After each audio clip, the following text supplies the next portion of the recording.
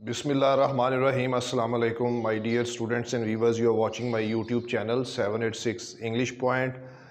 जिस तरह से इसराइल ने फ़लस्तीन पर गैर कानूनी कब्ज़ा किया हुआ है, वैसे ही इंडियंस ने जो है वो कश्मीर पे गैर कानूनी कब्ज़ा किया हुआ है। और इसी तरह से जो ब्रिटिश हैं यानी इंग्लैंड ने आयरलैंड पे गैर कानूनी कब्ज़ा किया हुआ है। ये कब्ज़ा करने के बाद क्या करते हैं दुनिया के लिए बहुत वाज़ेह है।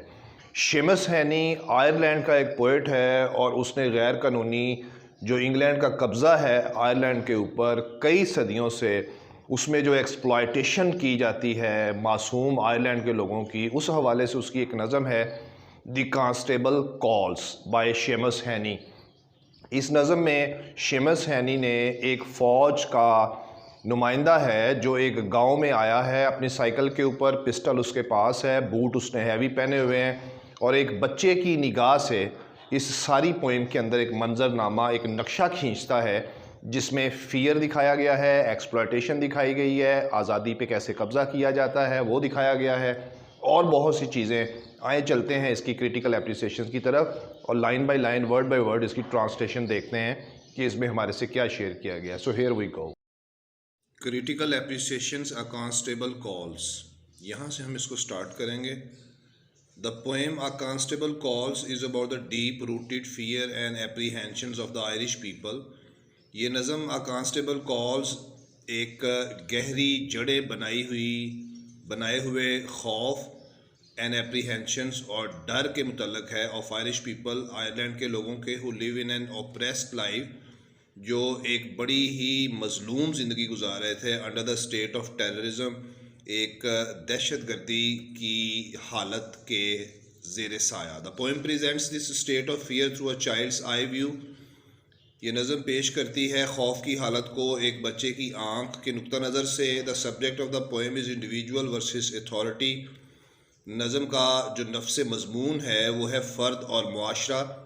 The theme of the poem is the cruel and harsh attitude of the ruling powers. नज़म का थीम है ज़ालमाना और सख्त रवैया हुक्मरान ताकत का towards the Irish nation, Ireland की कौम की तरफ। The poem deals with the terrorism of invaders and the exploitation of the innocent Irish people.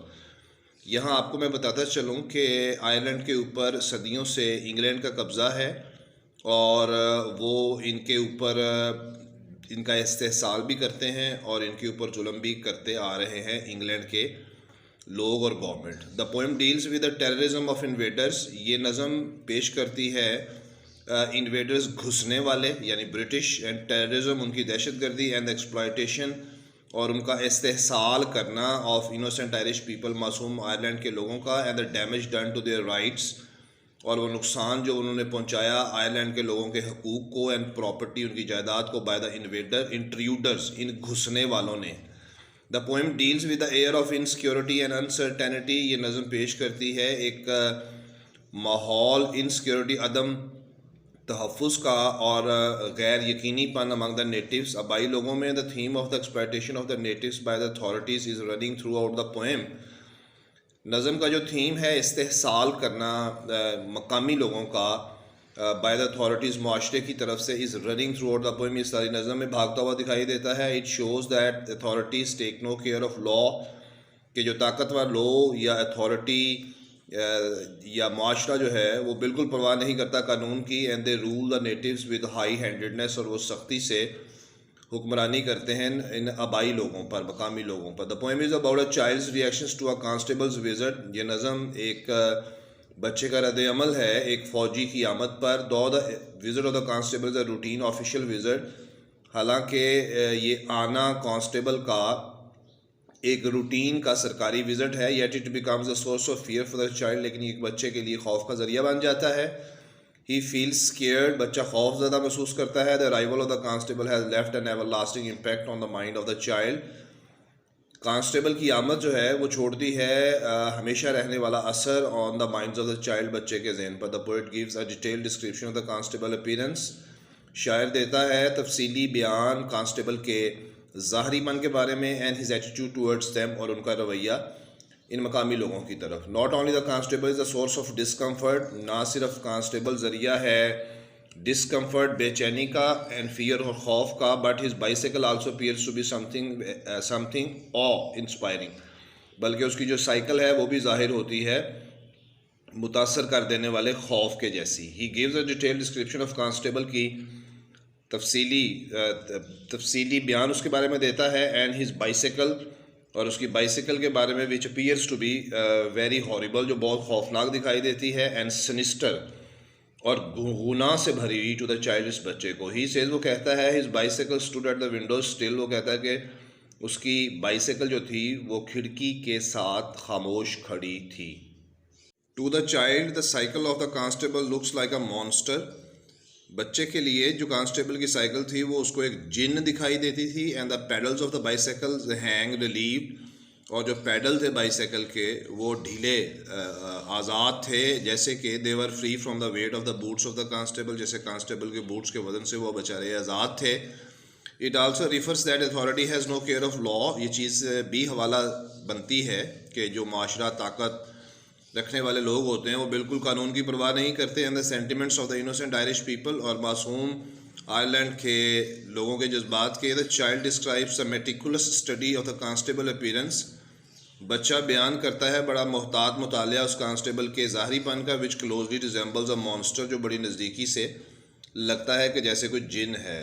दो there is nothing threatening in his routine visit, लेकिन उसके इस रूटीन की विजिट या आने में कोई चीज़ धमकाने वाली नहीं है। Yet the child find something horrible in his visit, लेकिन बच्चा उसके आमद में जो है वो खौफनाक एहसास को फील करता है। The constable is carrying a revolver also, constable अपने साथ एक रिवॉल्वर भी लेके आया हुआ है।